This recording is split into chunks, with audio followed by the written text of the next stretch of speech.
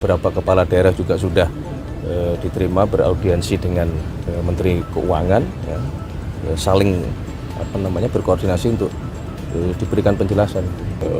Beras ya, padi itu meningkat dan akhir tahun ini akan memasuki kembali masa panen. Sebenarnya pertemuan rutin sebagaimana setiap minggu, ya. Kadang-kadang hari Sabtu, kadang-kadang hari Minggu. Jadi di setiap waktu kosong Bapak Presiden kemudian memanggil para menteri. Memang malam ini lumayan lengkap karena Bapak Wakil Presiden juga berkenan hadir. Kemudian ada beberapa Menko dan beberapa menteri terkait.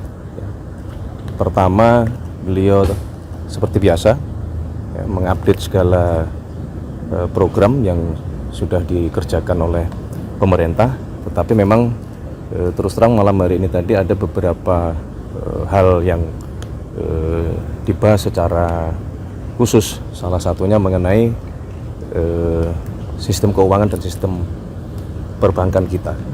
Termasuk tadi membahas mengenai hasil dari peraturan pemerintah yang kita keluarkan berkenaan dengan masalah devisa hasil ekspor. Salah satunya. Itu DHE-nya udah diterbitin berarti ya, Mas? Sudah berlaku mulai bulan Maret.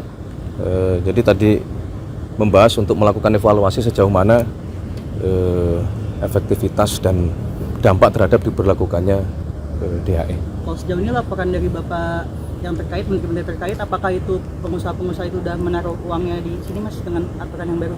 Sudah, tetapi memang perlu juga terus kita pelajari. Ya, karena dari yang sudah kita terapkan hasilnya belum cukup menggembirakan itu. Makanya tadi salah satu pembahasan kita terutama di bidang ekonomi untuk malam hari ini.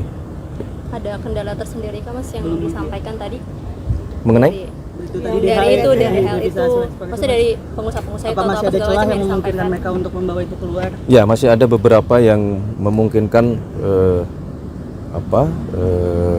devisa kita belum seoptimal yang kita harapkan.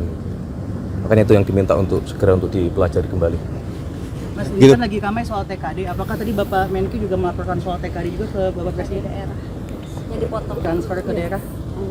Enggak, malam ini tidak membahas masalah TKD karena kan memang beberapa kali juga sudah disampaikan penjelasan dari Kementerian Keuangan.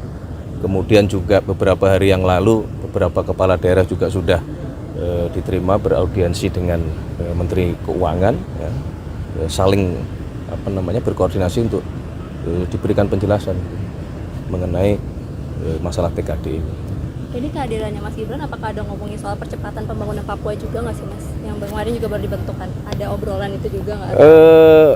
Hanya sedikit. Jadi setelah itu diminta untuk kemarin tim komite eksekutif yang sudah dilantik oleh Bapak Presiden untuk segera melakukan rapat koordinasi, ya, supaya sesegera mungkin dapat melaksanakan pekerjaan untuk membantu badan pengarah percepatan pembangunan otonomi khusus Papua. Mas, terkait dengan WUS ini tadi dibahas juga nggak sih, Mas? Kan soal Menko kan juga bilang soal WUS itu kan menolak untuk bayar pakai APBN, Mas. Tadi apakah sempat dibahas juga apa enggak, Mas? Malam ini tidak sempat. WUS bukan salah satu pembahasan malam ini. Tapi beberapa waktu yang lalu juga sudah dibicarakan untuk diminta mencari skema supaya beban keuangan itu bisa dicarikan jalan keluar gitu. Karena faktanya kan juga bus kemudian juga menjadi salah satu moda transportasi yang sekarang sangat membantu aktivitas seluruh masyarakat, mobilitas dari Jakarta maupun ke Bandung dan seterusnya. Dan justru kita pengen sebenarnya kan itu berkembang ya, tidak hanya ke Jakarta dan sampai ke Bandung, mungkin juga kita sedang berpikir untuk sampai ke Jakarta, ke Surabaya gitu. Mas, terkait dengan pembangunan Ponpes menggunakan APBN itu gimana ya, Mas? Yang diarahkannya kan menjadi APBN gitu untuk renovasi lagi ya, pembangunan lagi. Kemarin. Ya, pasca kejadian kemarin kan kemudian muncul beberapa pemikiran ya. Salah satunya adalah tadi mungkinkah pembangunan pondok pesantren itu bersumber dari pembiayaan dari APBN, tapi memang semua sedang kita pelajari ya, karena kan itu berkaitan dengan masalah jumlah, kemudian juga berkaitan dengan masalah perkembangan, apakah kemudian pondok pesantren yang sekarang eksis yang menjadi prioritas, ataukah ke depan misalnya ada pembangunan pondok-pondok yang baru. Nah, itu sedang dicoba dipelajari ya. Yang penting adalah pasca kejadian kemarin Bapak Presiden memerintahkan kepada kita semua untuk sekali lagi melakukan pendataan, menginventarisir, terutama yang berkenaan dengan masalah keselamatan itu harus menjadi prioritas utama gitu. Jadi memang Kementerian PU diminta untuk melakukan cek ke lapangan ke setiap pondok pesantren untuk memastikan bahwa bangunan-bangunan fisik itu betul-betul terjamin keamanannya gitu, supaya tidak terjadi lagi kejadian seperti kemarin di Sidoarjo. Mas, infonya kan Bapak Presiden tengah malam ini akan bertolak ke Mesir, itu apakah betul Mas untuk menghadiri KTT soal Gaza Mas? Yang summit proposal itu. Ya, jadi malam hari ini selain memang rutin Bapak Presiden setiap minggu mengadakan rapat koordinasi dengan menteri-menteri terkait, juga malam hari ini tadi Bapak Presiden menyampaikan kepada kita semua bahwa kemarin secara khusus beliau mendapatkan undangan, ya. Memang juga agak mendadak kalau dari sisi waktu, tetapi bahwa undangan tersebut betul-betul memohon kesediaan kehadiran dari Bapak Presiden Prabowo, karena itu bagian dari kelanjutan perundingan yang semoga insya Allah itu bisa membawa perdamaian di Palestina dan terutama di Gaza gitu. Jadi tadi Bapak Presiden menyampaikan kepada kita semua bahwa untuk menjaga hubungan baik, dan itu bagian juga dari ikhtiar kita selama ini, maka Bapak Presiden memutuskan untuk menghadiri undangan tersebut gitu. Agendanya apa aja Mas? Apakah hanya diskusi aja atau nanti akan ada penandatanganan perjanjian kesepakatan itu gitu Mas? Secara detail kita tadi belum mendapatkan update, baik terutama juga dari Bapak Menlu, karena kadang ada pertemuan itu yang sifatnya terbuka, juga ada juga pertemuan yang kadang-kadang sifatnya tertutup gitu. Apakah ada kemungkinan Pak Presiden akan menawarkan kembali 20.000 pasukan perdamaian ke Gaza itu Mas, yang sudah disampaikan juga di panggung PBB Mas? Menurut kami kalau memang kemudian terjadi kesepakatan yang konstruktif, ya, tidak menutup kemungkinan arahnya akan ke sana. Tadi Bapak Presiden juga menyampaikan hal tersebut, bahwa kalau memang kemudian tercapai kesepakatan ke arah yang baik, dalam artian terjadi perdamaian, dan kemudian salah satu konsekuensinya adalah kita Indonesia diminta untuk ikut serta membantu mengirimkan pasukan perdamaian. Nah, tadi juga dibahas dan diminta kepada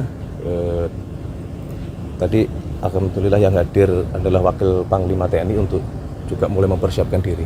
Manakala dibutuhkan kita sudah siap. Mas, soal pergantian Kepala Badan Pangan Nasional itu pertimbangannya apa Mas? Ya, jadi begini.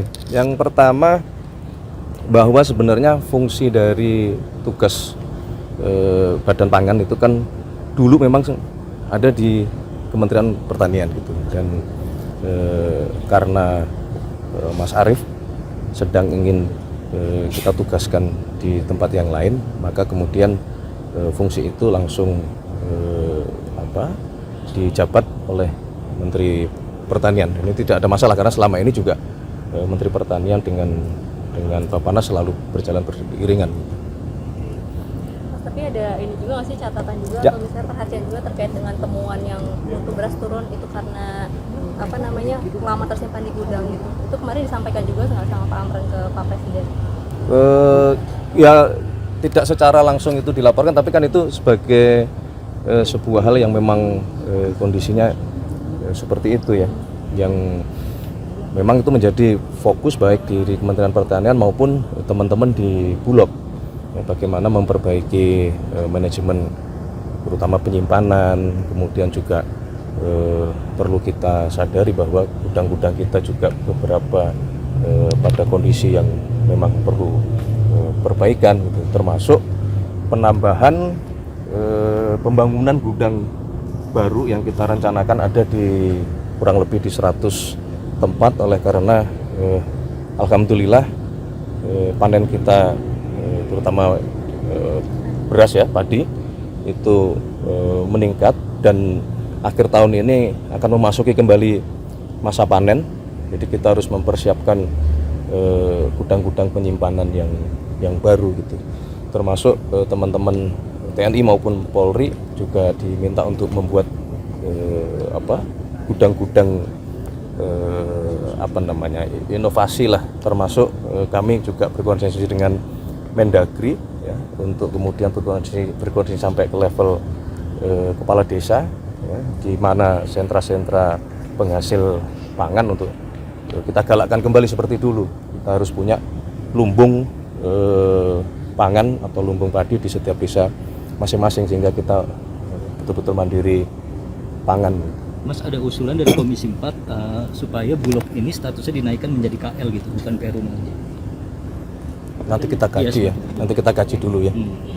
Yang pasti adalah Bulog terus kita perbaiki, dan alhamdulillah kan kemarin dalam sejarah salah satu pencapaian yang tertinggi serapan dari Bulog, dan minggu lalu juga sudah diputuskan bahwa Bulog diberi tambahan pendanaan supaya mengantisipasi kalau produksi kita melimpah baik beras maupun jagung, supaya itu juga bisa diserap oleh Bulog. Intinya adalah kita betul-betul mari semua kita kerja keras untuk memastikan yang paling utama adalah pangan dulu. Ya, kalau pangan kita aman, perut aman, selebihnya insya Allah aman. Soal bola Mas. Aduh. Evaluasi dari Bapak Tadi malam mainnya luar biasa bagus sebenarnya, tapi memang mungkin nasib belum berpihak.